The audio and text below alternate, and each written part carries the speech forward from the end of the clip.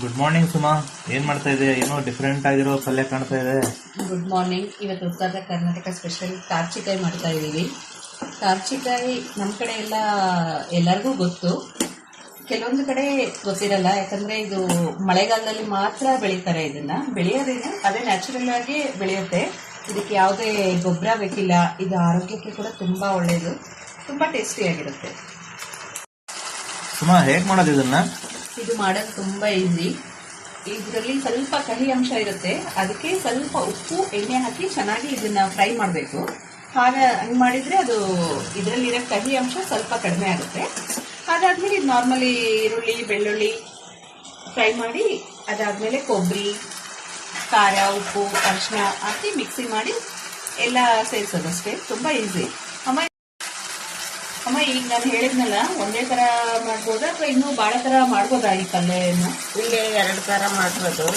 ಒಂದು ನೀ ಹೇಳಿದೆಲ್ಲ ಒಣ ಕೊಬ್ಬರಿ, ಒಣ ಖಾರ ಇದೆಲ್ಲ ಹಾಕಿ ಮಾಡೋದು, ಅದು ಒಂದು ಟೈಪ್. ಇನ್ನೊಂದು ಟೈಪು ಹಸಿಮೆಣಸು. ಇನ್ನೊಂದು ನೀರು ಕುದಿಸೋಕ್ಕಿಟ್ಟು ನೀರಿನಾಗ ಉಪ್ಪು ಹಾಕಿ, ನೀರು ಕುದಿಯೋ ಮುಂದೆ ಕಾರ್ಚಿಕಾಯಿ ಹಾಕಿ, ಅವು ಸ್ವಲ್ಪ ಬೆಂದ ಮೇಲೆ ನೀರು ಬಸ್ತು, ಆಮೇಲೆ ಬೆಳ್ಳುಳ್ಳಿ ಈರುಳ್ಳಿ ಒಗ್ಗರಣೆ ಹಾಕಿ, ಅದಕ್ಕೆ ಹಸಿ ಖಾರ ಹಸಿ ಕೊಬ್ಬರಿ ಅದನ್ನು ಚೆನ್ನಾಗಿರುತ್ತೆ. ಓಕೆ, ಇದಾಯ್ತಾ ಸುಮಾ?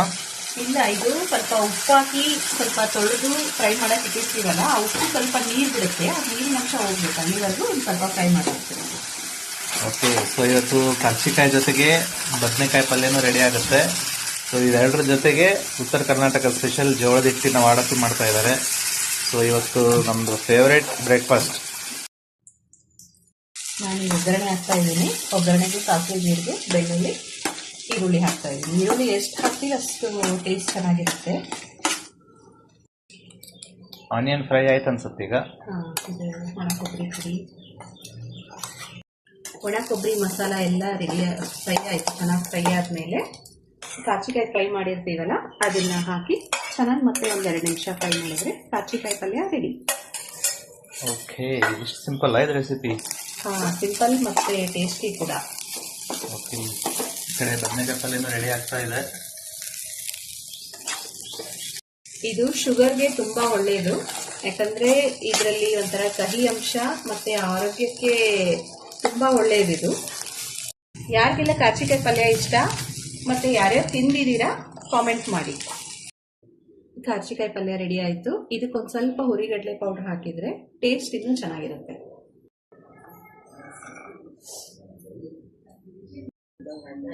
ಜೋಳದ ಹಿಟ್ಟಿನ ವಡಪಿ ಮಾಡ್ತಾ ಇದ್ದೀನಿ.